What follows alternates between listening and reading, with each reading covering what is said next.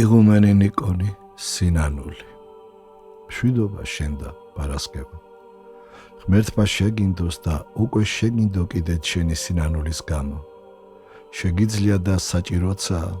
რომ აღსარება თქვა და ეზიარო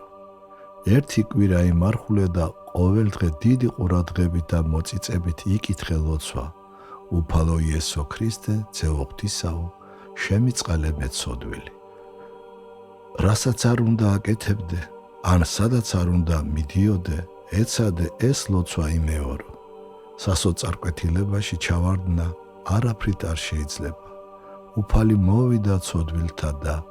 არა მართალთა ხსნისათვის არ უნდა ვცოდოთ მაგრამ თუ მაინც შევცოდეთ რაიმე მოვალენი ვართ გულწრფელად ვაღიაროთ ჩვენი ცოდვა და ვითხოვოთ მოტევება უფალი შეუნდობს მონანულს თუ იგი აღარ იმეორებს ამ ცოდვას ან და იბრძვის რომ მეტად აღარ ცოდოს გამაგებინე თუ მიხვალ აღსარებაზე უფალ მან განსწავლოს და გაცხონოს